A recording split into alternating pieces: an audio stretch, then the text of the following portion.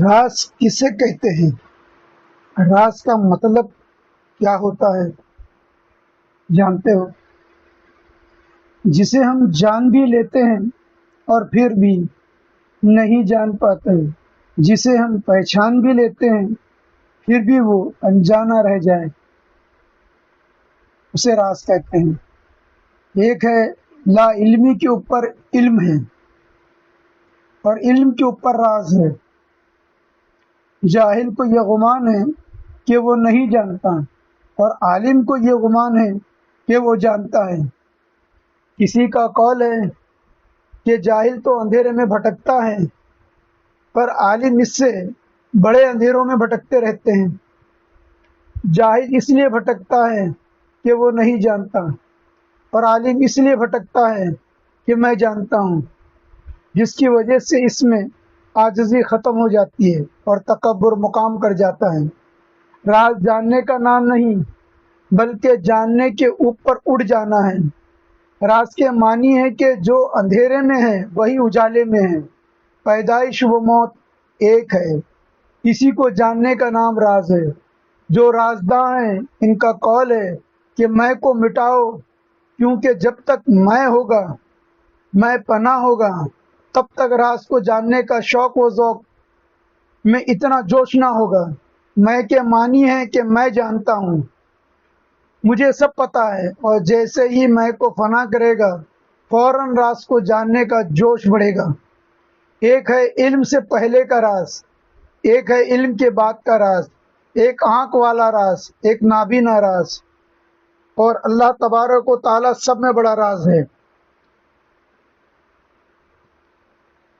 اسی لیے اللہ والے جب اللہ کو جان لیتے ہیں اور جب ان سے کوئی پوچھتا ہے کیا تم اللہ کو جانتے ہیں، تو اگر وہ علم ہوگا تو اس کو بتا سکتے ہیں کہ ہاں یہ ہے، مگر وہ علم نہیں ہے، اللہ کوئی علم نہیں ہے جو کتابوں میں لکھا ہوا ہے کہ اللہ ایک ہے یہ اس طرح، بلکہ اللہ ایک راز ہے جس نے اللہ کو جانا، اس لیے کہا گیا کہ جس نے اللہ کو جانا وہ گونگا ہو گیا۔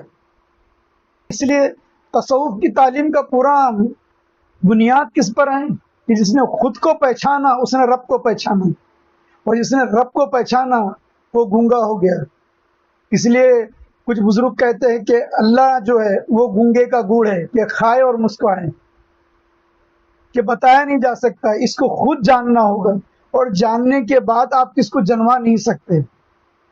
جیسے کوئی اندھا شخص اگر آپ سے یہ سوال کر لے کہ پیلا رنگ کیسا ہوتا ہے، تو آپ تو جانتے ہیں مگر اس نابینا شخص کو بتا نہیں سکتے۔ کب تک؟ جب تک وہ جو ہے آنکھ والا نہ ہو جائے، اور جیسی وہ آنکھ آ جائے گی تو وہ آپ سے سوال نہیں کرے گا۔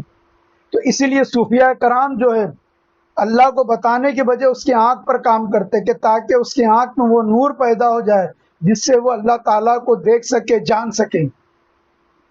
خوشبو ہی ہے، آپ خوشبو کو دیکھ لو، خوشبو ایک راز ہے۔ جب آپ سے پوچھا جاتا ہے کہ کیا تم نے گلاب کی خوشبو سونگھا ہے، تو آپ جو ہے ہاں کہو گے، مگر جب آپ سے پوچھا جائے گا کہ گلاب کی خوشبو کیسی ہوتی ہے تو اس وقت آپ کے پاس الفاظ نہیں ہوں گے، کیونکہ خوشبو بھی ایک راز ہے۔ اگر آپ سے کہا جائے کہ موگرے کی خوشبو میں اور گلاب کی خوشبو میں فرق بتائے تو آپ فرق نہیں بتا سکتے، کیونکہ یہ راز ہے۔ تو یہ دھیان رکھنا، یہ جاننا کہ دماغ جو ہے لفظوں کو جان سکتا ہے مگر رازوں کو نہیں۔